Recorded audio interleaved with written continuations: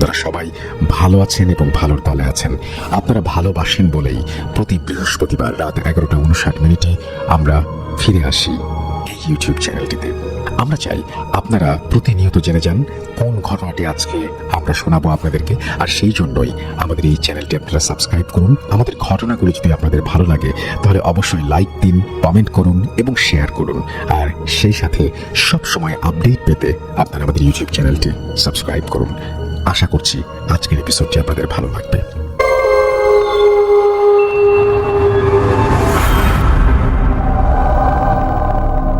আসসালামু আলাইকুম, আপনাদের সবাইকে আমন্ত্রণ জানাচ্ছি ভূত.com-এর 34তম এপিসোডে। এবং এই 34তম এপিসোডে আসা সম্ভব হয়েছে শুধুমাত্র আপনাদের ভালোবাসার কারণে।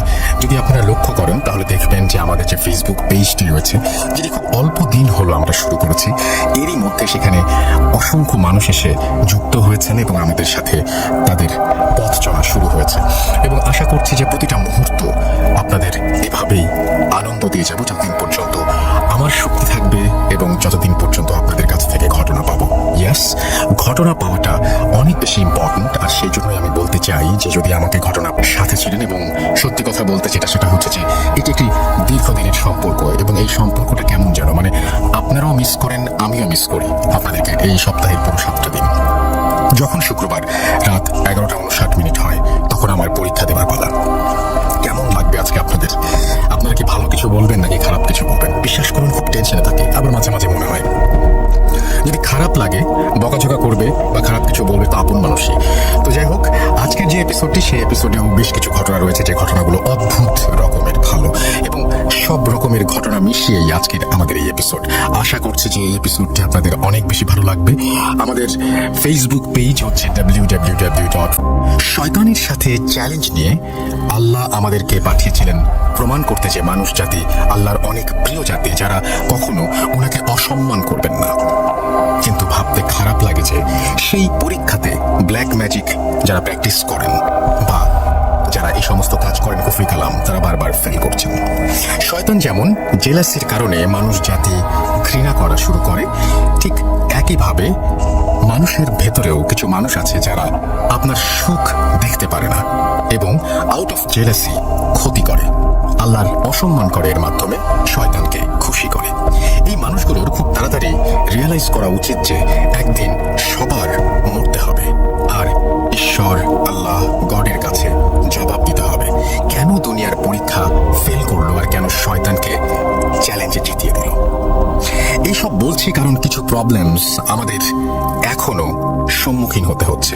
যারা এইসব কাজ করে তারা যদি হৃদয়ে একটু মায়া করে, before it's too late for them to ask for forgiveness. যাই হোক, মূল ঘটনায় চলে যাই, তারপর বুঝতে পারবেন কেন এসব বলছি। এই ঘটনাটি আমার হাজবেন্ডের লাইফে ঘটে যাওয়া একটি ঘটনা, তার পরিবারের সাথে।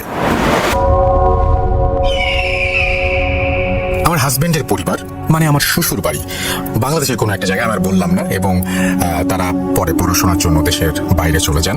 এই ঘটনাটি 2018 সালের অক্টোবরের দিকে শুরু। একদিন আমি ইউনিভার্সিটির কাজ শেষ করে বাসায় আসি, আমার হাজবেন্ড অফিস শেষ করে আমার পরে বাসায় ফেরে।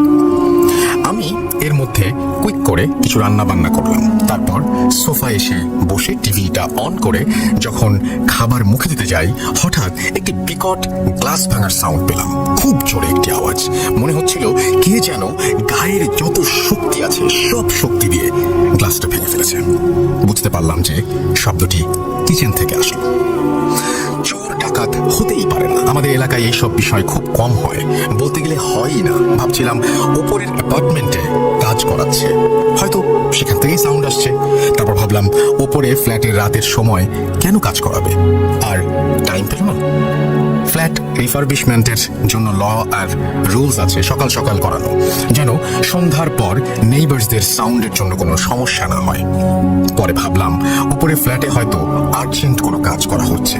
যাই হোক, মোটামুটি শিওর ছিলাম যে উপরের ফ্ল্যাট থেকেই সাউন্ডটি আসছে, কিন্তু তারপরও কেমন যেন মনে হচ্ছিল, এবং কেন যেন আমার বারবারই মনে হচ্ছিল যে ঘরেই শব্দটি হচ্ছে। এইসব ভাবতে ভাবতে কিচেনে যেয়ে লাইট অন করে যা দেখি, সবকিছু তো আগের মতোই আছে। বাসায় সবখানে চেক করলাম, কিছুই তো ভাঙা পাচ্ছি না। সব ঠিক আছে, তবে কি হলো? কোথা থেকে এই বিকট শব্দটি আসলো? আমি তো শিওর ছিলাম কিচেন থেকেই আসলো। তারপর ভাবলাম, যেহেতু বাসার ভেতরে সব ঠিক আছে, তাহলে ওপরের ফ্ল্যাটে গিয়ে রিকোয়েস্ট করব যেন রাতে কাইন্ডলি কাজ না করায়। এই কথাটি বলার জন্য ওপরের ফ্ল্যাটে আমি রওনা দিলাম। যে বেল টিপে দেখলাম যে কেউ দরজা খুলছে না, ভেতরেও কোনো আওয়াজ নেই। তার মানে কি কেউ বাসায় নেই? তাহলে কি কেউ কোনো কাজ করাচ্ছে না ওপরে? তবে এই আওয়াজটা কোত্থেকে আসবে? এইসব ভাবতে ভাবতে বাসায় ফিরে গেলাম। আর ওই দিন আমার হাজবেন্ডকে কিছু বলিনি যেন ও টেনশন না করে। সাইকোলজিস্ট হয়ে ব্যাখ্যা খুঁজতে থাকলাম। তাই ভাবলাম হয়তো আমার নিজের মনের ভুল হতে পারে, কিন্তু কেন যেন পুরো রাতটা ঘুমাতে পারলাম না আমি। পরের দিন সেম টাইমে ইউনিভার্সিটির কাজ শেষ করে বাসায় আসলাম। অ্যাজ ইউজুয়াল সন্ধ্যার খাওয়া তৈরি করলাম, টিভি অন করলাম আর খেতে লাগলাম। হঠাৎ আবারও সেম সাউন্ডটি হলো, আজকেও একই টাইমে। মনে হচ্ছিল কি যেন অনেক রাগান্বিত ভাবে হাতুড়ি দিয়ে ভেঙে দিয়ে গেছে।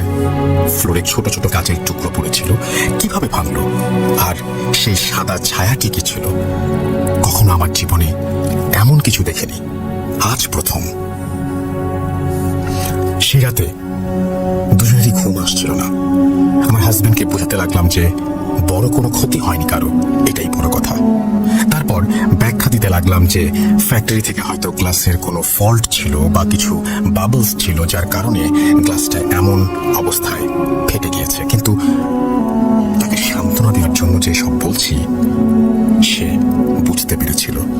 কেননা এই টেবিলটি গত 6 বছর ধরে আছে আমাদের বাসায়, কখনো কিছু হলো না, এখন কেন?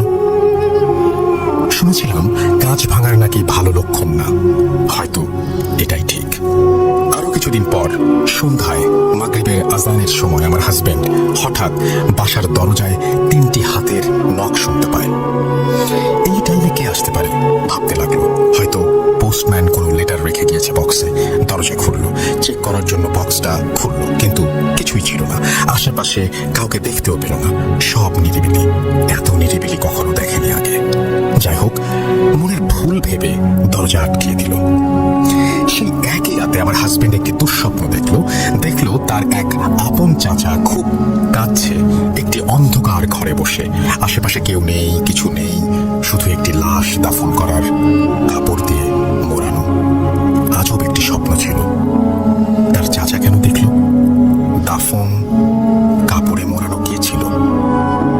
ভাবলো চাচু ঠিক আছে তো। এর পরদিন তার স্বপ্নে দেখা চাচুকে এসে কল দিল। উনি তো ঠিকই আছেন, কিন্তু এখানেই আমাদের বুঝতে ভুল হয়েছিল। 2018 নভেম্বরে আমার বার্থডে উপলক্ষে পার্টি দিই আমরা। ওই দিন আমার হাজবেন্ড কেমন যেন টেনশনের মতো ভাব করছিল, তার ভেতরে টেনশন কাজ করছিল। পার্টি শেষে তাকে জিজ্ঞেস করলাম কোনো কারণে আপসেট কিনা। সে বলল আজকে হঠাৎ কেমন জানি বাবার জন্য খুব খারাপ লাগছে। এত খারাপ লাগছে যে বলে বোঝাতে পারবো না। আগে কখনো এত খারাপ লাগেনি। আমি ভাবলাম অনেক বছর হয়েছে দেশে যায় না, হয়তো এই কারণেই হতে পারে। কিন্তু আসল বিষয়টা অন্যরকম ছিল। জীবনে শুনে এসেছি মা বাবারা সন্তানদের বিপদ, যখন বাবাকে ক্ষতি করার জন্য তাবিজটি তৈরি করা শুরু হয়, তখন থেকে আমার হাজবেন্ড বিভিন্ন সাইন্স পায়। তার অনেক প্রিয় গ্লাস ভাঙা টেবিলের ওপরে, মানে যেটা ঘটে আমাদের বাসায়, চাচ্চুর কান্না, কাফনে কাপড় দিয়ে মোড়ানো মানুষ, এই সমস্ত দুঃস্বপ্নে দেখা, এবং গেটের দরজায় 3টি নখ শুনে। সবগুলোই ভালো লক্ষণের না। হয়তো এইসব সাইনের মাধ্যমে সতর্ক করে দেয়া হচ্ছিল যে কোনো বিপদ আসছে সামনে। সেই দিন বাবা চা খেয়ে অসুস্থ হয়ে যাওয়ার ফলে একই দিন আর ঢাকায় ফিরতে পারলেন না। চিন্তা করলেন যে আরো একদিন থেকে যাবেন, যেহেতু আজকে শরীর খারাপ লাগছে। এত দূর জার্নি করা, আরো উইক হয়ে পড়তে পারেন তিনি। সেই রাতেই বাবার সাথে আরো কিছু ঘটনা ঘটে। রাতের আঁধারে বাবা দেখতে পান বাড়ির ভেতরে অনেক কিছুই, এবং কার যেন গলার ডাক শুনতে পান তিনি। সেই কণ্ঠটি বলছে সব শেষ, সব শেষ। আরো একটা কালো ছায়ার মতো দেখতে পান বাড়ির ভেতরে। বাবা অনেক সাহসী ছিলেন, তাই তো গ্রামে একাই যেতেন, একাই থাকতে পারতেন। বাবা একবার ভেবেছিলেন যে অলৌকিক কিছু হতে পারে, এমন উনি লাইফে অনেকেই দেখেছেন। তাই এইসব বিষয়ে অত বেশি ভয় পেতেন না, শুধু আল্লাহর উপরে ভরসা করতেন, এবং আল্লাহ যে যথেষ্ট এটাই তিনি বিশ্বাস করতেন। বেশি কিছু না ভেবে বাবা ঘুমিয়ে পড়লেন দোয়া কালাম পড়ে এবং 3বার আয়াতুল কুরসি পড়ে। এর পরদিন একটু বেটার ফিল করা শুরু করলেন, তাই ঢাকার দিকে রওনা দিলেন তিনি। ঢাকায় যাওয়ার পরেই আমাদের জীবনে, আমার হাজবেন্ডের জীবনে অনেক বড় একটি বিপদ চলে আসে। বাবা দিনের পর দিন অনেক অসুস্থ হয়ে পড়েন। বাবা খুব অসুস্থ থেকে বাংলাদেশে আর্জেন্টলি যাওয়া হয়। এরপরেই কালোজাদুর ঘটনাগুলো একটার পর একটা শুরু। বাবা ঢাকায় যাওয়ার পর কিছুদিন পর আমাদের ননদকে রাস্তায় একটি মেয়ে হঠাৎ এসে বলেছে, তোদের উপরে অনেক খারাপ কিছু হবে, সাবধান। বলেই মেয়েটি ভ্যানিশ হয়ে গেল। আমার ননদ তাকে আর দেখতে পেল না। ভাবলো হয়তো পাগল হবে। আমি জানি না বিশ্বাস করবেন কিনা, বাবা মারা যাবার আগে রাতে, অমাবস্যার রাত ছিল, আর সেই দিন স্পষ্ট আমরা দেখতে পাই একটি বিবস্ত্র চেহারার রূপে একটি মানুষ হঠাৎ ঘরে ঢুকে পড়ে। কেউ থামাতে পারলো না। এত ধরতে আর থামাতে চেষ্টা করলো সবাই, কিন্তু কেউ পারলো না। মানুষটি শরীরে এত শক্তি ছিল, মনে হচ্ছিল হাজার হাজার মানুষকে একসাথে হলে যে শক্তি হবে, তার শক্তি তেমন। কাউকে কোনো কথা না বলে যে রুমটি খালি ছিল সেই রুমে ঢুকে পড়ে, দরজা লক করে দিল। তারপর কিছুক্ষণের মধ্যে আবার বের হয়ে গেল। সবাই আবারও জিজ্ঞেস করছিলাম, কোন অধিকারে এভাবে বাড়ির ভিতরে ঢুকে পড়লেন? এত মানা করার পরও কে আপনি? কেন এসেছেন? কাকে চান? যাওয়ার আগে শুধু একটি উত্তর দিল, সরি, রং ফ্ল্যাট। আজব। ওই রাতে এই বিষয়টা পাত্তা দেওয়ার আগেই বাবাকে নিয়ে সবাই অনেক এইসব জানার পর আমার হাজবেন্ড ফ্ল্যাটের সিসিটিভি ফুটেজ চেক করে দেখতে লাগলেন, দেখার জন্য যে কে সেই লোকটি যে রাতে এসেছিল এবং ঢুকেছিল আমাদের ঘরে। যেই টাইমে ওই লোকটি ঢুকেছিল সেই টাইমে সিসিটিভিতে কিছু দেখতে পাওয়া যায়নি, কিন্তু যে টাইমে মানুষটি বের হয়ে চলে গেছে সেই টাইমে একটা কালো বেড়ালকে দেখা গেল যে হঠাৎ করে ভ্যানিশ হয়ে গেল, এবং সেই বেড়ালটির আর কোনো ফুটেজ সেই সিসিটিভি ক্যামেরার মেমোরিতে ছিল না। আরও কিছু হিডেন কুফরি ডিটেলস আছে কিনা সেটা ডিস্ট্রয় করার জন্য আমরা চেষ্টা করতে লাগলাম। বিভিন্ন জায়গা থেকে 3টি বড় হুজুরের সাথে কথা বলা হয় এবং 3জনই একই কথা বললেন যে গ্রামের 3টি তাবিজ পুঁতে রাখা হয়েছিল বাবাকে মারার জন্য, এবং প্রথমটা দেয়া হয় বাড়ির গেটের পাশে, বাকি 2টি দেয়া হয় রাস্তার মোড়ে। গেটের পাশেরটা পাওয়া যায় এবং রাস্তার মোড়েরটা শুধু একটা পাওয়া যায়, কিন্তু তৃতীয়টা কখনো পাওয়া যায়নি। হয়তো যেই মানুষটা আমাদের বিপদে ডেকে এনেছে তারা টের পেয়ে সরিয়ে ফেলেছে। আরো অনেক প্রমাণ পাওয়া যায় যে এই মানুষগুলো অনেক আগে থেকে প্ল্যান করেছিল বাবাকে মারার জন্য। ঢাকার বাসায় আরেক তোষকের ভেতর কাফনের কাপড় আর একটা পায়জামার ফিতে পাওয়া যায়, তাতে 41টা গিট্টু দেয়া। ইমাম থেকে জানতে পারলাম যে প্রত্যেক শুনলেও তাদের পরামর্শ নিয়ে দেখতে পারেন যে এই ধরনের পথে পা বাড়ানো কখনো উচিত না। আমি তাদের আলোকে তাদের সাথে কথা বলি, আমি আপনাদের বলছি যে এরকম পথে পা বাড়াবেন না, এবং আপনি নিজের জীবনটাকে ধ্বংস করবেন না, আপনার পরিবারকে ধ্বংস করবেন না। অন্য কারো ক্ষতি করতে হলে বা অন্য কারো ক্ষতি করলে আপনি নিজেও একদিন সেই ক্ষতিতে পড়তে পারেন। এই কথাটা প্লিজ মনে রাখবেন। এরকম ঘটনা যদি আপনার কাছে থাকে তাহলে পাঠিয়ে দিন russell.booth.com@gmail.com অ্যাড্রেসে। আশা করছি এই ঘটনাটি আপনাদের সবার ভালো লেগেছে। আমরা চলে যাব পরের ঘটনায়। Spirit, be here with me.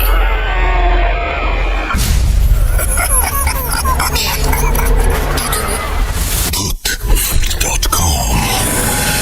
The fear returns with Russell.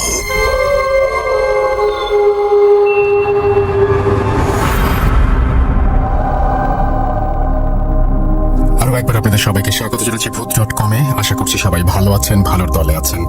34 number episode আজকে, এবং আপনারা সাথে আছেন বলেই আমাদের এই পথ চলা সম্ভব হয়েছে। আর সেই জন্য আরো বেশি করে আপনাদের ঘটনা চাই, আরো বেশি করে চাই যে আপনারা ঘটনা পাঠান আমাদের ইমেল অ্যাড্রেসে। আমাদের ইমেল অ্যাড্রেস হচ্ছে russell.booth.com@gmail.com। আপনার নাম, ঠিকানা এবং ফোন নম্বর সহ আপনার জীবনে ঘটে যাওয়া বা আপনার জানা সেরা ঘটনা লিখে পাঠিয়ে দিন আমাদের কাছে। ঘটনার শুরুতে অবশ্যই উল্লেখ করুন যে ঘটনাটি আপনি স্টুডিওতে এসে শেয়ার করতে চান, নাকি আপনি চান আপনার ঘটনা আমরা পড়ে শোনাই। যারা দেশের বাইরে রয়েছেন তারা সরাসরি অডিও ক্লিপ পাঠাতে পারেন বা লিখেও পাঠাতে পারেন ঘটনাটি। এখন যে ঘটনাটি আমি শেয়ার করব, আমি পরপর 2টি ঘটনা শেয়ার করি, একটি নৌকা নিয়ে এবং আরেকটি বাইক নিয়ে। প্রথমে নৌকা নিয়ে শুরু করি, কারণ যে গ্রাম শহর সবকিছু মিলিয়ে আসলে মানে গ্রামের ঘটনা আপনারা সবাই পছন্দ করেন, এবং গ্রাম মানেই নৌকা, গরু গাড়ি, আরো অনেক কিছু, মেঠো পথ, সবকিছু মিলিয়ে গ্রাম। তো আমরা নৌকার ঘটনা দিয়ে আজকে আমাদের লিসেনাররা যে সমস্ত ঘটনা পাঠিয়েছেন সেটা শুরু করি, এবং তারপরে একে একে বাকি ঘটনাগুলো শোনাবো ইনশাল্লাহ। প্রথমে চলে যাচ্ছে একটা নৌকার ঘটনায়। ইন দ্য মেইন টাইম আপনারা আমাদের ফেসবুক পেজটা ভিজিট করতে ভুলবেন না, www.facebook.com/russell.স্বাধীন। আমাদের যে ইউটিউব চ্যানেল আছে সেখানে আমরা কিছুদিন আগেও একটা হন্টেড হাউস ভিজিট করেছি এবং আপনারা সেটা দেখেছেন, হয়তো অনেকেই অনেক প্রশংসা করেছেন। থ্যাংক ইউ ভেরি মাচ আমাকে এভাবে উৎসাহ দেওয়ার জন্য। সেইটাও আপনারা ভিজিট করবেন আমাদের ইউটিউব চ্যানেলটি, এবং সেখানে আপনারা অডিও এবং ভিডিও সবকিছু একসাথে দেখতে পারবেন। আশা করছি যে আপনারা অনেক বেশি এনজয় করবেন সেখানে গেলে। এখন যেটা করবো, সরাসরি চলে যাব আমরা আমাদের পরবর্তী ঘটনায়, নৌকা নিয়ে একটি কাহিনী। চলুন শুনে আসি। স্বাগত জানাচ্ছি ভূত ডটকমের প্রত্যেক শ্রোতাদেরকে। স্বাগত জানাচ্ছি সেই সমস্ত মানুষকে যারা ভূত ডটকমের প্রতিটি ঘটনা শুনবার জন্য অধীর আগ্রহে অপেক্ষা করছেন। আজ সেই রকমই মুড বদলে দেওয়ার মতো একটি ঘটনা নিয়ে চলে এসেছি আমি, শামীম, আপনাদের মাঝে। আজ থেকে প্রায় 40 বছর আগের কথা। ঘটনাটি খুলনা এলাকার কোনো এক গ্রামের। যাদের সাথে ঘটনাটি ঘটেছিল তাদের ছেলে ঠিক যেভাবে বলেছেন আমাকে, আমি তার মতো করে আপনার সামনে বলবার চেষ্টা করছি। আমার বাবা পোস্ট অফিসে চাকরি করতেন, আমার মা গৃহিণী ছিলেন। আমাদের গ্রাম থেকে বাবার অফিস 20-22 কিলোমিটার দূরে। যাতায়াতের একমাত্র রাস্তা নদীপথ। বাবার ওখানে নতুন পোস্টিং হয়েছিল। কয়েকদিন অফিস করবার পরপরই বাবা গ্রামের বাড়িতে এসে একদিন করে থেকে যেতেন। বাবার মুখে বেশ কয়েকবার শুনেছিলাম তার ওই নতুন কর্মস্থলটা নাকি খুবই সুন্দর পরিবেশ। আমার আর মায়ের মাঝে মাঝে ইচ্ছে জাগতো যে একটু ওই বাবার নতুন অফিসটা থেকে কিছুদিন ঘুরে আসি, দেখে আসি পরিবেশটা কেমন। বাবার কাছে ইচ্ছের কথা জানাতেই তিনি বললেন, ঠিক আছে, আগামী সপ্তাহে তোমাদেরকে নিয়ে যাব। যথারীতি আগামী সপ্তাহে বাবা ফিরে এলেন এবং একদিন থেকে তারপর দিন আমাদেরকে নিয়ে তার নতুন কর্মস্থলের দিকে রওনা দিলেন। কথাবার্তা সব ফাইনাল। একটা কথা বলে রাখি, যত যাই হয়ে যাক, বাবাকে কিন্তু শনিবার সকাল 8টার মধ্যে অফিসে পৌঁছাতেই হয়। তাই বাবা নিয়ম করে শুক্রবার সন্ধ্যা বা রাতের ভিতরেই তার সার্ভিস কোয়ার্টারে উপস্থিত হয়ে যেতেন। আমরা সেদিন বিকালের একটু আগেই, মানে মোটামুটি দুপুরের খাওয়া দাওয়া করে যাত্রা শুরু করি। আমরা যেদিন যাত্রা করি সেদিনও ছিল শুক্রবার। সবকিছু গুছিয়ে টুছিয়ে আমাদের গ্রামের বাড়ি থেকে বেরোতে বিকালটা পার হয়ে গিয়েছিল। আমাদের গ্রাম থেকে নৌকার ঘাট মাত্র 1.5 কিলোমিটার। আমি, বাবা ও মা হাঁটতে হাঁটতে ঘাটে পৌঁছালাম। সম্ভাবনা ছিল সন্ধ্যার অন্ধকার নামার আগেই নৌকাতে উঠে পড়ব, কিন্তু ঘাটে যেয়ে দেখলাম কোনো নৌকা নেই সেখানে। অনেকক্ষণ চুপচাপ বসে রইলাম নৌকার অপেক্ষায়। কোনো মানুষও নেই, কোনো নৌকাও নেই, কোনো কিছুরই দেখা নেই। সন্ধ্যা ঘনিয়ে এলো। ওপার থেকে শিয়ালের হুক্কা হওয়া আওয়াজ কানে ভেসে আসছে। নদীর পানির স্রোতের ওই ঝাপটার যে বাড়ির শব্দটা, সেটাতে যেন চারিদিকটা কেমন উথাল পাথাল করছে।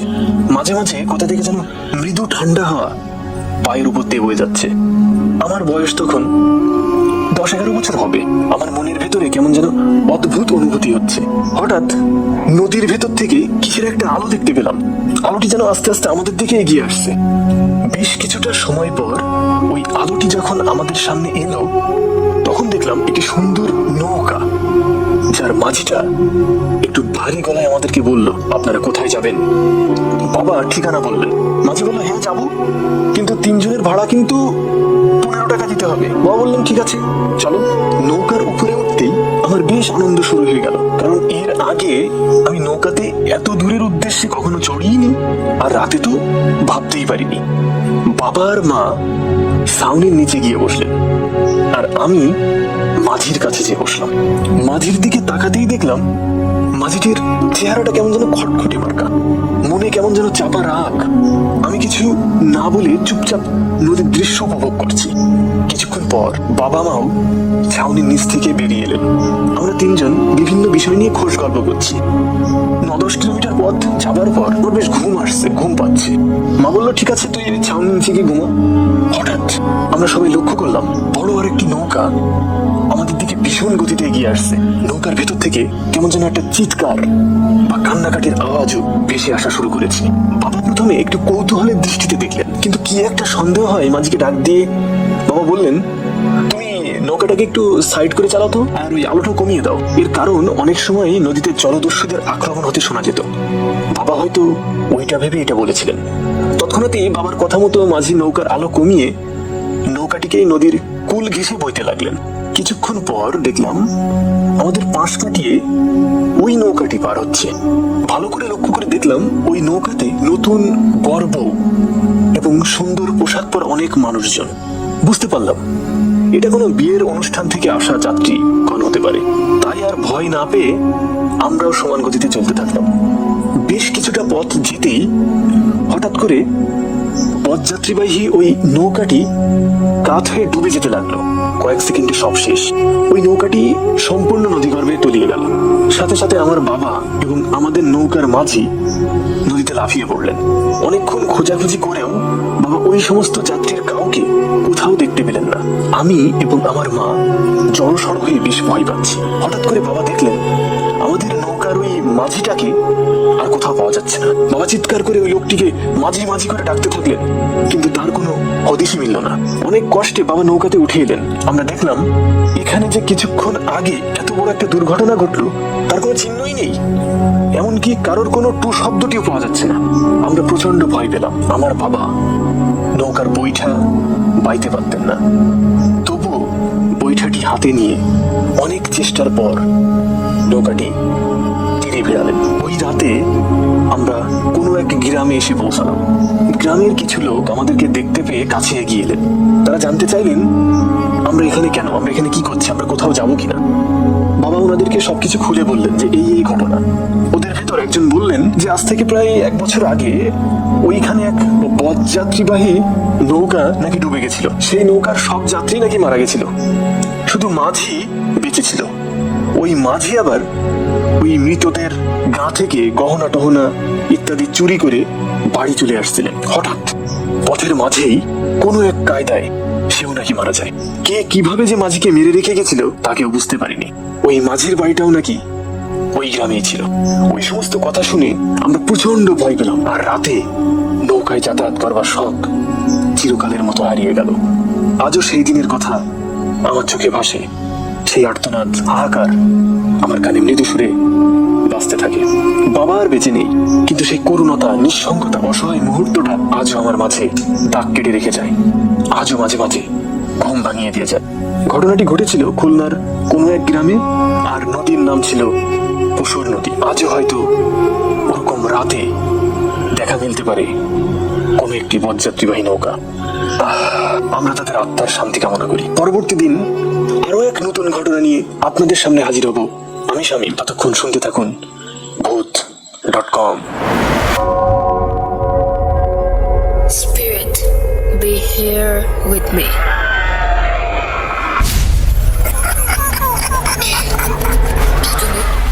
Voot.com. The fear returns with Russell.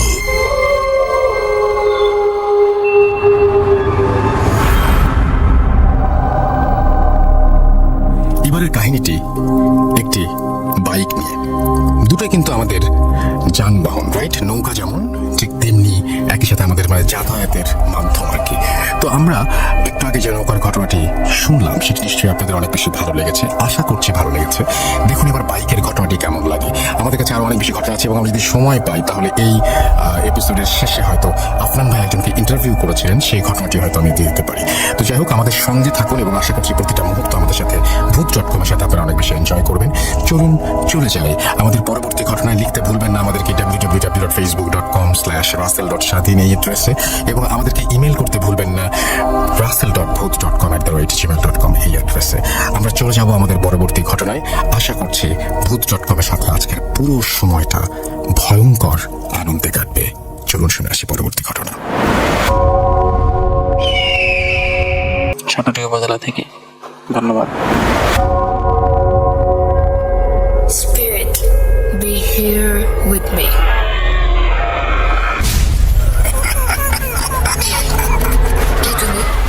Voot.com. The fear returns with Russell.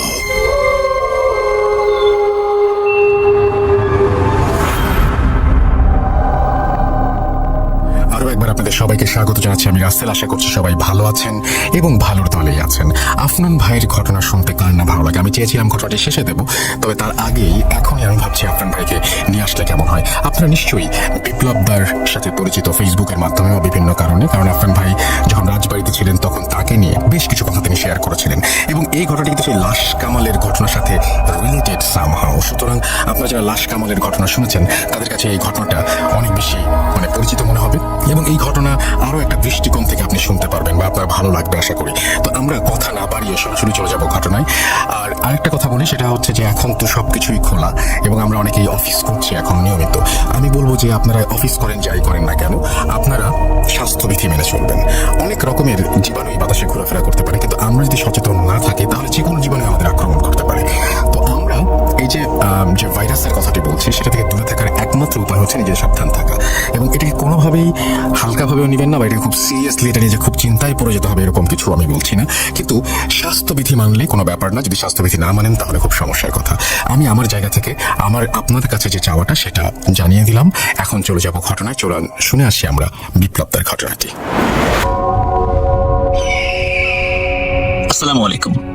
ভোট.কমের সকল লিসেনারদেরকে জানাচ্ছি শুভেচ্ছা। আমি আফনান।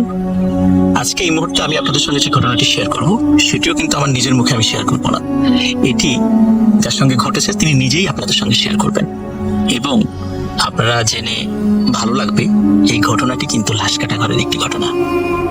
ঘটনাটি যার সঙ্গে ঘটে তিনি আমাদের বিপ্লবদা, যার বাড়ি রাজবাড়ী জেলার বিনোদপুর এলাকার বিবেকানন্দ পল্লীতে। কোনো একটা কারণে উনি সেদিন লাশ কাটা ঘরে গিয়েছিলেন, কারণ ওই দিন ওনার একজন বড় দাদা যিনি সাধারণত এই কাজটি করেন, তো আপনার দাদা সেখানে নিয়ে গিয়েছিল। নর্মালি আপনার সাহস না থাকলে কিন্তু আপনাকে তার ওখানে নিয়ে যাওয়ার কথা না, আপনাকে সাহসী মনে করেন বিধায় উনি নিয়ে গেছেন। আর যখন আপনি এত সাহসী হওয়ার পরেও আপনার সঙ্গে এই ঘটনাগুলো ঘটলো, বিশেষ করে এই ঘটনাটা যখন আপনার সাথে ঘটলো, তখন আমার কাছে যেটা মনে হয়েছে সেটা হচ্ছে যে এটা ডেফিনেটলি অবশ্যই ওই জায়গা থেকে কোনো একটা বিষয় আপনার সামনে চলে আসছে। না চলে আসলে না, যদি না আসতো, ও যদি আমার সাথে যদি না চলে আসতো তাহলে সে আর আমার দিকে ঘুরে তাকাইতো না, সে সোজাই শুয়ে থাকতো। আমি ঘুরছি, সেও আমার দিকে এইভাবে করে এক সাইড হয়ে সে আমার দিকে তাকায়। এক্স্যাক্টলি, কারণ কি সে যদি শুধু দৃষ্টিভ্রম হতো আপনি শুধু পাশে তাকে শোয়া দেখতেন, কিন্তু যেহেতু আপনি এক পাশে কাত হচ্ছেন, সেও ওই পাশে কাত হয়ে যাচ্ছে, আপনার দিকে তাকাচ্ছে, কিন্তু সে ডেড বডি, কোনো কথা বলছে না, কিছু করছে না। তার মানে এটা শুধু দৃষ্টিভ্রম আমার মনে হচ্ছে না, এটা সত্যি সত্যি আপনার সঙ্গে একটা প্যারানরমাল একটা ঘটনা আপনার সঙ্গে ঘটেছে। এখানে আরেকটা ব্যাপার আছে, যে ব্যাপারটা হচ্ছে মাঝে মধ্যে আমি ওটা দেখতে যাই, আমার ভাইয়ের সাথে আমি মাঝে মধ্যে লাশ কাটা ঘরে যাই দেখতে। কিন্তু লাশ কাটা ঘর থেকে যখন আমি আসি, আমার একটা অভ্যাস যে আমি যখনই গোসল করি, আমার ওয়াইফ যদি গামছা নিয়ে যদি দাঁড়ায় থাকে বা একটু কথা বলি গোসল করি, এই জিনিসটা আমার খুব ভালো লাগে। যে একজন আমার সামনে দাঁড়ায় রইলে আমি গোসল করতেছি, কথা বলতেছি, গল্প করছি, এই গল্প ওই গল্প করতেছি।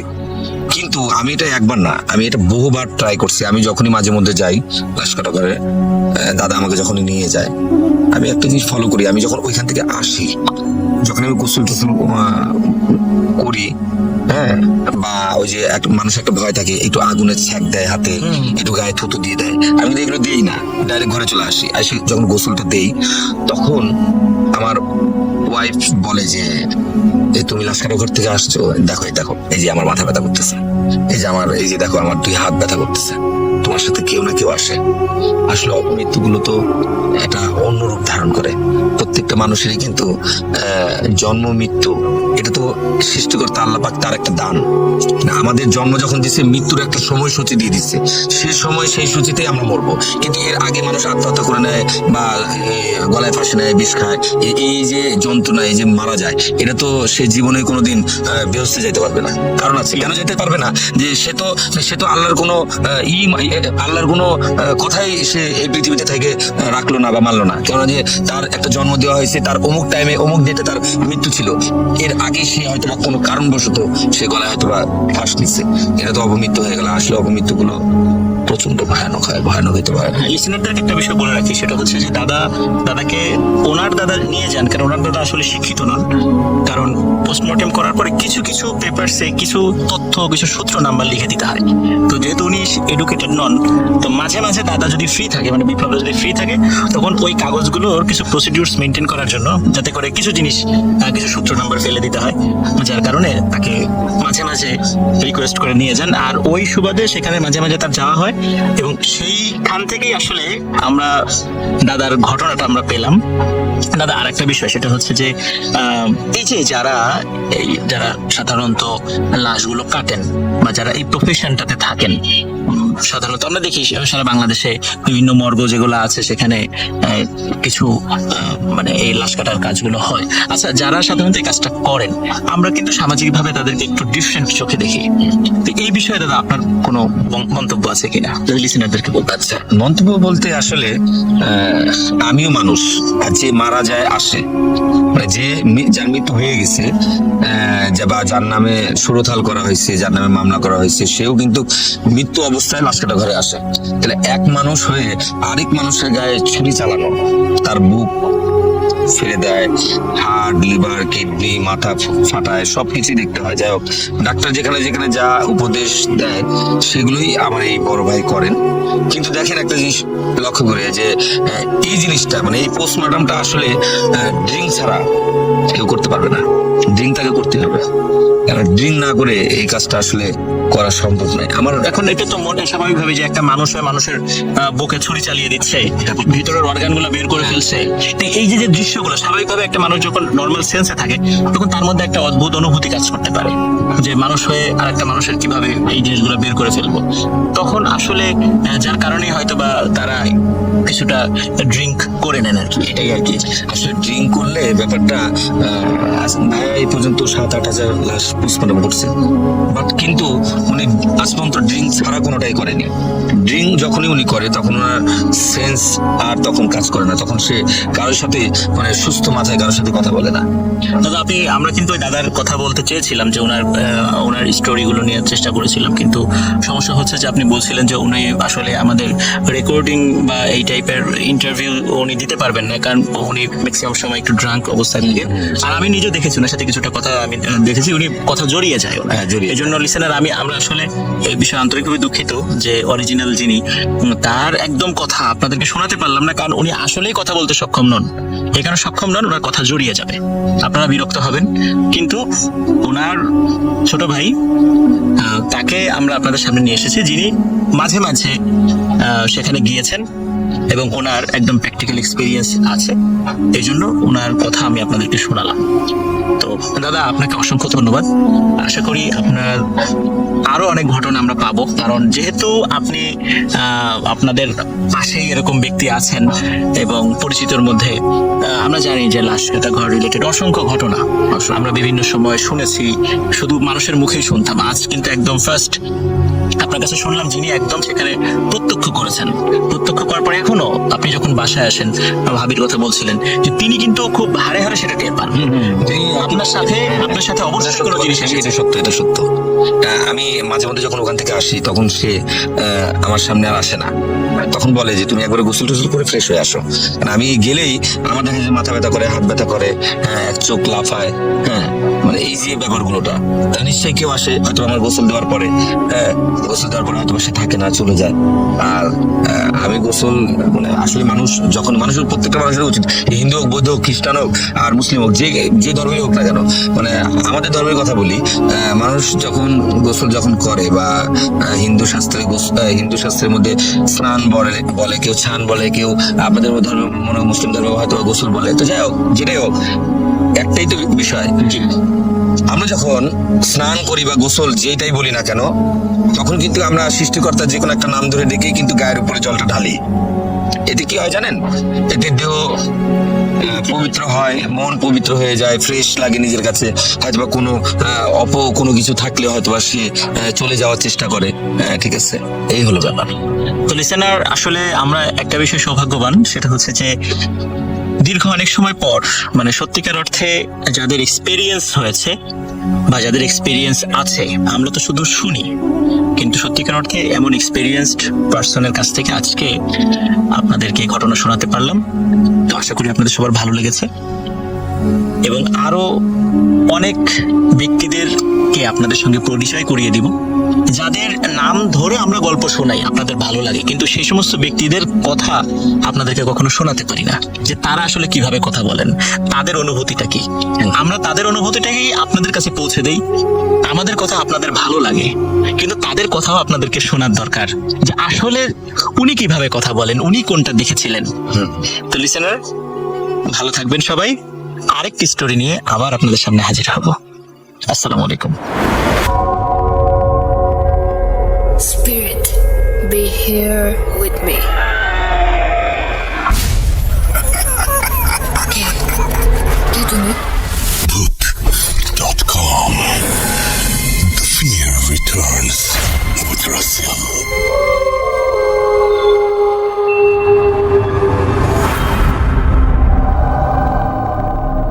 আবারও ফিরে এলাম আমি রাসেল, এবং অবশ্যই জানাবেন যে বিপ্লবদার যে ঘটনাটি সেটা আপনাদের কেমন লেগেছে। এবং আফনান ভাই সবসময় নিজে ঘটনা বলেন, এবার তিনি কিছু মানুষের ইন্টারভিউ করেছেন। আমার মনে হয় যে বিপ্লবদার ঘটনাটি আপনাদের খারাপ লাগেনি। যাই হোক, এখন যেটা করবো সেটা হচ্ছে একটা খুব চমৎকার ঘটনা, যেটা আমার কাছে কোনো একটা কারণে ভালো লেগেছে, যে ঘটনাটির মধ্যে কেমন যেন একটা মানে অরিজিনাল একটা ইয়ে আছে আর কি। মানে উনি খুব চমৎকারভাবে বলেছেন। এখানে তার যেমন চাইল্ডহুড উঠে এসেছে, নানির সাথে তার সম্পর্ক সেটা যেমন উঠে এসেছে, অনেক কিছুই জড়িত, এবং সেই সাথে রহস্য তো আছেই। তো আমার মনে হয় সব মিলিয়ে এখন যে ঘটনাটি আমি আপনাদের শোনাবো সেটি হয়তো আপনাদের খারাপ লাগবে না। তো আমি কথা না বাড়িয়ে সরাসরি চলে যেতে চাই ঘটনায়। আশা করছি যে এই ঘটনাটি আপনাদের ভালো লাগবে এবং আপনাদের অনেক অনেক অনেক বেশি আনন্দ দেবে। তো আমরা ঘটনা যাওয়ার আগে আরও একবার বলতে চাই যে আপনি যদি আমাকে লিখতে চান তাহলে চলে যান russell.booth.com@gmail.com এই অ্যাড্রেসে, এবং সেই সাথে আমাদের ফেসবুকে যদি কিছু লিখতে চান তাহলে ভিজিট করুন www.facebook.com/russell.স্বাধীন। আমরা আসলে চেষ্টা করি সবচেয়ে ভালো ঘটনাগুলোই আপনাদের সামনে হাজির করার, এবং আপনারা যদি ঘটনা পাঠানো বন্ধ করে দেন তাহলে book.com বন্ধ হয়ে যাবে, একদম পরের দিন থেকে একদম সোজাসুজি বন্ধ হয়ে যাবে। সুতরাং আমি অনুরোধ করবো যে বেশি বেশি করে ঘটনা পাঠান। এবং যেহেতু প্যান্ডামিক সিচুয়েশন এখনো, মানে আমি বলবো যে কোভিড চলে গেছে বা এরকম কিছু, কিন্তু আমি এইটা বলতে পারি আপনাদেরকে যে আপনারা স্বাস্থ্যবিধি মেনে এখন চাইলে স্টুডিওতে আসতে পারেন। মানে I am ready for that. If you want you can come and এখানে এসে you can share your story. তো এটা আপনারা ভেবে দেখবেন। যদি আপনারা আসতে চান ডেফিনেটলি আপনারা সেটা মেনশন করবেন একদম মেইলের ফার্স্টেই, আপনার নাম, ঠিকানা এবং ফোন নাম্বার দেওয়ার পরে আপনি বলবেন যে আমি স্টুডিওতে এসে ঘটনাটি শেয়ার করতে চাই। একেবারে ফার্স্টে হেডলাইনেও দিতে পারেন যে আমি স্টুডিওতে এসে ঘটনাটি শেয়ার করতে চাই। এবং যারা স্টুডিওতে শেয়ার করবেন তারা অবশ্যই ফোন নাম্বার দিতে ভুলবেন না। আপনার ফোন নাম্বারটি নিয়ে আমরা যেটা করবো, আপনাকে ফোন করবো এবং আমাদের অ্যাড্রেস সম্পর্কে জানাবো, কিভাবে আমাদের সাথে যোগাযোগ করতে হবে সেটাও জানাবো, যাতে আপনারা খুব সহজেই এখানে এসে পৌঁছাতে পারেন এবং ঘটনাটি আপনারা আমাদের সাথে শেয়ার করতে পারেন। কোনো কথা না বাড়িয়ে আমরা চলে যাব সেই দাদির ঘটনায়। আশা করছি এই ঘটনাটি আপনাদের অসম্ভব ভালো লাগবে। চলুন শুনে আসি ঘটনাটি। নানু ঘুম থেকে উঠলো, উঠে দেখে যে প্রতিবেশী পাশে বলতে কি মোটামুটি একটু দূরের দুইজন মহিলা আসছে নানুকে নিয়ে যেত। তো নানু একটা সিস্টেম ছিল কি, রাত্রেবেলা কোনো জায়গায় গেলে আমার সাথে নিয়ে যেত। তো আমার ঘুম থেকে তুলে তো আমি ঘুম চোখে নানুর সাথে বুঝতে পারতেছি না যে নানু কই নিয়ে যেতেছে। তো এরকম একটা পরিস্থিতিতে আমি নানুর সাথে যাই। তো অনেক রাত্রে হারিকেন নিয়ে যাই পাশের বাড়িতে, ডেলিভারি একটা প্রবলেম। তো নানু ডেলিভারি করায়। তো রাত্রে ওই রাতে নানু ওইখানে থাকে। তো বাড়িতে আর বলা হয় না যে আমি ওই জায়গায় থাকবো। তো সকালবেলা আমি নানু ফ্রেশ হয়ে নাস্তা করে ওই বাড়ি থেকে আবার ব্যাক করি আমার বাড়িতে। তো ব্যাক করার পরে আমার মামা খুব রাগে। মামার অনেক আগে থেকে বাধা যে এইসব কাজ না করার জন্য, কারণ নানু বয়স্ক মানুষ আর এগুলা অনেক রিস্কি, রাত বিরাতে কোনো টাইম টেবিল নাই।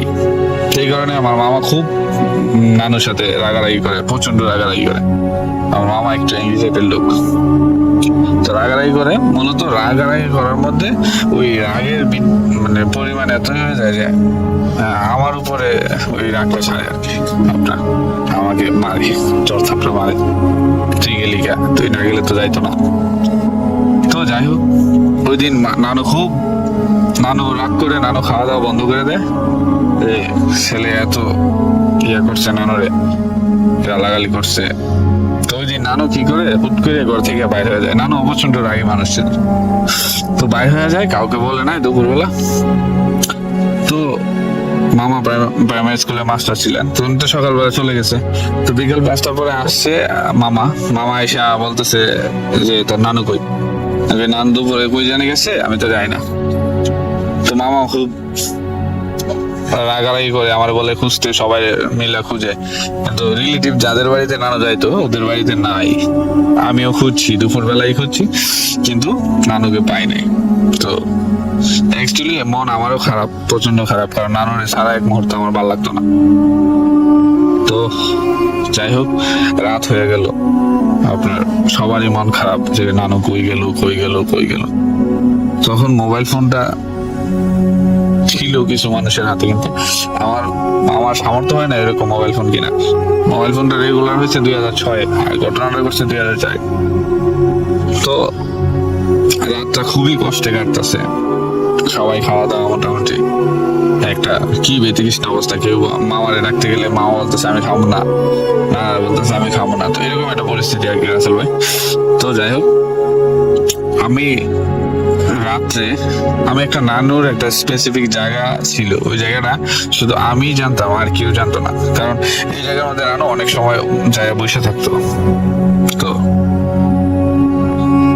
আমি চিন্তা করলাম যে রাত্রে আমি ওই জায়গাটায় যাবো, তাই দেখবো যে নানু আছে কিনা। তো আমি জায়গাটার বিবরণ দিই আপনারে। জায়গাটা এমন একটা জায়গা, আমার নানুর বাড়ি থেকে আপনার একটু দূরে বলতে কি মাঝখানে দুইটা ক্ষেত আছে, তার উপরে একটা উঁচা ক্ষেতে ক্ষেতের উপরে আপনার দুইটা তাল গাছ, একটা বড়ই গাছ। তো বেশিরভাগ সময় নানুর মন খারাপ থাকলে বা নানু ওই জায়গায় মাছও ধরতো, পাশে একটা খাল আছে, মাছ ধরতো অনেক সময়, বা ওই জায়গাটা নানুর একটা মানে কমন জায়গা ছিল। আর দিনের বেলা তো ওই জায়গায় সার্চ করছি, মানে ওই জায়গায় পাইনি। তো চিন্তা করলাম যে রাত্রেবেলা হয়তো নানু কোনো এক জায়গা থেকে আইসা ওই জায়গায় বসে থাকবো, বা আমি নানু ওই জায়গায় নিয়ে আসবো।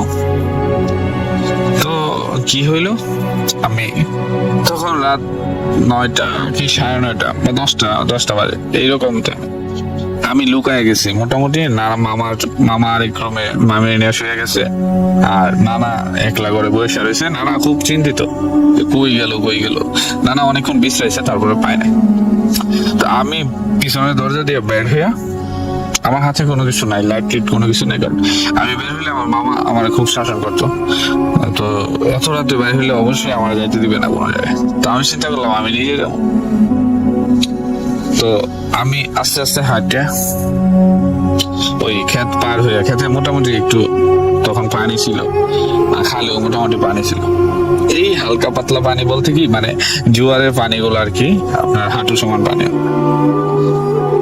তো আবার ওই খেতে যাইতে ওই দিক দিয়ে মানে আমার নানুর বাড়ি অনেক পাশ দিয়ে খেতে রাস্তা আছে, ওই জায়গায় যাইতে। তো আমি কি চিন্তা করলাম অ্যাঙ্গেলে চলে গেল, কিন্তু যায় আমি উপরে উঠবো। তো এমন সময় আমি মানে খেতের ডাউনে আছি আর কি, মানে উপরের দিকে উঠি নাই। এমন সময় আমি শুনতেছি আমার নানু কণ্ঠ কাউরে বলতেছে যে তোরার জন্য আমার কষ্ট লাগে, তোরা আমার কাছে আসবি না, ঠিক আছে আমি যা ভালো আছি। আর ওইটারে দুইটা থাপড়া দে, ওইটা বড় বিয়ার দেব। তো আমি চিন্তা করলাম নানুর কণ্ঠ, কার সাথে নানু কথা বলতেছে। উপরের দিকে তাকাইলাম, তো রাত্রিবেলাতে চাঁদনি রাত, কিন্তু সবকিছু ক্লিয়ারলি দেখা যায় না, কিন্তু আমি দেখতে পাচ্ছি যে আমার নানু একটা লাল চাদর পরতো সবসময়, গায়ে দিয়ে রাখতো। ওই চাদরটার দিকে আমি বুঝতে পারলাম যে নানু সামনের দিকে মুখ দেওয়া আছে, কিন্তু আমি পিছনের দিকে, অনেকটাই পিছনে ডাউনে আছি খেতে। তো আমি ওইখান থেকে, কারণ নানুর সাথে আমার এতই সম্পর্ক ছিল যে আমি নানুর কোনো কাজে বা কোনো কিছুতে অনুমতি বা এটা আছে না যে আমি ভয় পাইলাম নানুর, এরকম ছিল না। কারণ নানু মোটামুটি তখন ছোটবেলার একটা আমার বন্ধু ছিল। তা আমি ডাক দিলাম, নানু তুমি এখানে কি করো? তো নানু পিছন থেকে আমার শব্দটা শুনতে পেয়েছে, ডাকটা শুনতে পেয়েছে। তো ডাক্তার শুনতে পেয়ে আমার দৌড় দিয়া মানে আপনার 20 হাত দূরত্ব, নানু একটু স্পিডে আমার কাছে আইলো, আসে আমার জড়ায় ধরে ফেরা চাদরের ভিতরে মানে কইলো কথা কবি না, চুপ চুপ চুপ, আর ভয় পাইবি না। তো আমি দেখলাম মুহূর্তের মধ্যে একটা বিড়াল নাই, মানে একটু চোখটা ঘোরাইতে দেখি বিড়াল গুলা আর নাই। মানে আমি একটু আবার তাকাইলাম যে এদিক দিয়ে যাইতেছে না, কোন দিক দিয়ে গেল। ছোট বয়স বিড়ালের প্রতি খুব ইন্টারেস্টিং। তো নানু কইলো খাবি, তো আমি তখন একটু ভয় পেলাম, কারণ কুকুরগুলো চোখ একদম লাল, আরে আজব তো। আমি তখন নানুরে কোনো কিছু বলতেছে, আমি কি নানু চলো বাড়ি চলো, কারণ আমি কি কমু, আমি যে মানে যেগুলো দেখতেছি, একবার দেখলাম বিড়াল আইলো, বিড়াল চলে গেল, আবার কুকুর নানু ডাক দিয়ে রইলো। তো এরপরে আমি খুব ফোর্স করা শুরু করলাম, চলো চলো নানু আমি যাবো। নানু বলতেছে আমি কিছু খাইয়ে দিই, খাইয়া সেরে আমি যাবো তোর সাথে। তো পরে আমি নানু চলে আসি, চলে ঘরে আসি পরে আমার ভিতরে একটা কৌতূহল রয়ে গেল যে নানু এগুলা কিভাবে করলাম, কোনো জাদু জানে না তো, আমার সন্দেহ হইলো মোটামুটি। তো আমি নানু হলে রাত্রে ঘরে ঢুকলাম, ঢুকে সেটা শুয়ে বললাম, না দেখলাম আইসা যে নানা সবাই ঘুমের মধ্যে দরজা খোলা, আমরা ঢুকলাম, ঢুকে সেটা শুইলাম। তো আমি শুয়ে নানু বলতেছি, আসলে নানু তুমি আমার কত যে এই ঘটনাটা আসলে কি, তুমি একবার ডাক দিলা বিলাই আইলো, বিড়ালের সাথে কথা বললা, আবার কুকুর আইলো, কুকুর তুমি নিয়ে আইলা ডাক দিয়া, মানে এটা কি? পরে আমার কাছে কয় না বলতেই রাজি না, আমার মানে যে কোনো একটা এক্সকিউজ দিয়ে আমার মাইন্ডটা চেঞ্জ করতে চাইতেছে। তো এই গেল একদিন, আমার কাছে কৌতূহলটা রয়ে গেল। তো রাসেল ভাই আপনার কিছুদিন পর, 15-16 দিন পর আমার গ্রামের একটা বাৎসরিক একটা ওয়াজ মাহফিল আছে, অনেকটা মোটামুটি দূরে, 1 কিলোমিটার দূর। তো আমরা ছোটবেলা সবাই ওয়াজ মাহফিলের প্রতি একটা ঝোঁক থাকে। তো বাৎসরিক ওয়াজ মাহফিল, তো আমার কিছু ফ্রেন্ড সার্কেল আসলো, আয়সা বললো যে চল মাহফিলে যাবো, ওকে ডান চল মাহফিলে যাবো। তো আমরা মূলত 4 জন হইলাম, তো 4 জন হইয়া রওনা দিলাম মাহফিলে। তো মাহফিলে গেছি, ওয়াজ শুনলাম, তারপরে রাত্রে অনেক রাত হয়ে গেল, আমি বাড়ি থেকে বলে গেছি অনেক রাত হয়ে গেল। তো আমি কি করলাম, আমি বললাম যে আমি চলে যাবো, আমার ভালো লাগতেছে না, আমার একটু ঘুম হইতেছে মাহফিলের মধ্যে। তো এরা 3 জন মধ্যে 2 জন গেছে, এক একজন পোলাপান মানুষ ঘুরতেছে, আমরা সবাই যার মধ্যে। তো আমার কাছে খুব খারাপ লাগতেছে, আমি চলে যাবো ছোটবেলা। তো এরা বললাম আমি চলে যাবো, তোরা থাক। তো আমি মাহফিলের থেকে বের হয়ে যে রাস্তাটায় দাঁড়াইছি, ওই রাস্তা দিয়ে ওয়েট করতেছি যে আমাদের বাড়ির কাউরে পাওয়া যায় কিনা, যদি রওনা দেয় দিক দিয়ে, তাহলে আমি ওর পিছিয়ে ওর সাথে কথা বলতে চলে যাবো রাত্রে 12টা বাজে। তো আমি একটা লোককে পাইলাম, তো আমি জিজ্ঞেস করলাম যে আপনি কি বাড়ি যাবেন? তো বাড়িতে যাবো। তো আচ্ছা আপনার পিছিয়ে আমি যাবো, আমার একটু বাড়িতে পৌঁছায় দিয়ে। ওই দেখ তোরা আমার বাড়ি থেকে তো তোরা বাড়ি অনেক দূর, তো আমি আমার বাড়ি পর্যন্ত যেতে পারবো, আমি তোর বাড়িতে যেতে পারবো না। তো আমি বললাম যে দেখেন আমি তো ভয় পাই, তো আপনি একটু নিয়ে দিলে ভালো হতো। হাঁটতে হাঁটতে ওই লোকের বাড়ির কাছাকাছি চলে যাওয়ার পরে ওই লোকের বাড়িতে হুট করে ঢুকে গেল, তুই জায়গা, আমি আর যাবো না, আমার ভালো লাগতেছে না। তো ঘটনা হলো এই জায়গা থেকে, ওনার বাড়ি থেকে আমার নানার বাড়ি পর্যন্ত যে রাস্তাটা, এই রাস্তাটা খুবই ভয়ঙ্কর একটা রাস্তা। আমি বলে গেলাম বিপদে, এখন কি করবো? তো আমি এক পা আগাই আর এক পা পিছনে যাই, ছোট মানুষ, আবার ওয়েট করি যদি কেউ আহে, এরকম করতে করতে 10-15 মিনিট আমার চলে গেল। তো আমি কিছু দোয়া আপনার হাঁটা শুরু করলাম, যে ভয় তো আসি মনের ভিতরে, যদি ভয় কোনো কিছু দেখি রাগ দিয়ে বইরা শুয়ে পড়লাম, এরকম একটা চিন্তা, কি করবো আর। তো আমি একটা একটু হাইটার সামনে একটা পুকুর করে, পুকুরের সাইড দিয়ে আমি যাবো, তারপরে একটা আপনার বাস যাওয়ার পরে, তারপরে একটা তেঁতুল গাছ পরে, তারপরে হইলো আমার মামার বাড়ি। তো কি করলাম, আমি ওই পুকুরের পার দিয়ে যাইতেছি, আমার প্রচন্ড ভয়, আমি কি করবো, পিছনে যাবো না সামনে যাবো, আমি ছোট মানুষ, এই রাত্রেবেলা অন্ধকার রাস্তার মধ্যে কিভাবে সম্ভব, আমার মাথা টিকতেছে না। ওই লোকটা আমার ফালাই দিয়ে চলে গেল, আমার আগে দিয়ে গেল না। তো আমি যখনই আপনার পুকুরটা পার হয়েছি পরেই আমি একদিন পিছন দিকে তাকাই একবার, সামনের দিকে তাকাই একবার, তো হুট করে পিছন থেকে মানে নিয়ে আপনার যাইতেছি বাড়িতে। এই নানু গত মাসের 17 তারিখ মারা গেছে। আমি ওনার কবরে মানে জানাজা সবকিছু করলাম, খাবার দাবার করাইলাম, মানুষের যে পথ হইলো, উরুস হইলো, সবকিছুই কমপ্লিটেড। কিন্তু এটা কিভাবে সম্ভব? আমি যখন আমার নানার বাড়ির পাশে সামনাসামনি আইসি 20 কদম ধরে তেমন একটি কারেন্টে একটা বাতি মামার বাড়ির কোনায় ছিল, তো আমি এক দৌড় দিয়া বাড়ির কাছে আইসা তখন পিছনের দিকে তাকাইলাম। এর আগে তাকাই নাই, কারণ আমি আর পিছনে তাকাইতে পারবো না, কারণ আমার কাছে এটা সম্ভব না। কি আমি এটা মানে অনুভব করলাম পিছন থেকে, আমি ওই বাড়ির কোনাতে থাকা তখন পিছন, কিন্তু আমার ভয়টা কাইটা গেছে, কারণ আমি এখন বাড়িতে এই কোনাতে আসার পরে দেখি নানু আমার পিছন দিয়ে ডাক দিছে, তুই একলা আইলি গেলে এই তোর লেগে আমি ওই তোর মাসের বাড়িতে নানুরে বানাইছি তোরে আনার লাগা। আমিও নানুর কথা অবাক হয়ে গেলাম, নানু তুমি কও কি, এটা কিভাবে সম্ভব, নানু তো মারা গেছে কিছুদিন আগে। তুই ভয় পাইছ কর না, আমি কি ভয় পাইছি না, মানে ভয় তো প্রচন্ড ভয় পাইছি।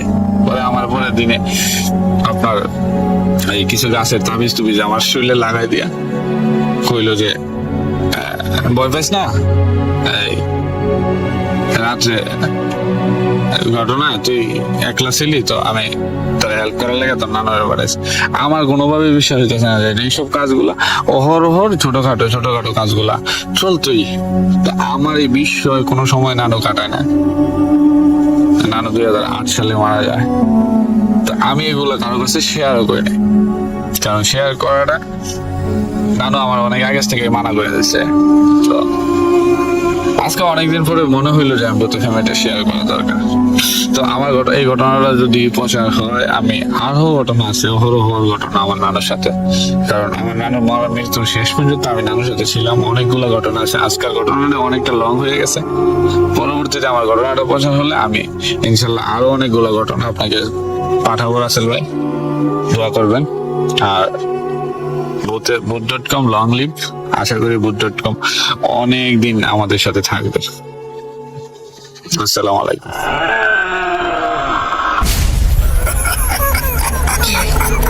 কে তুমি? Boot.com. The fear returns with Russell.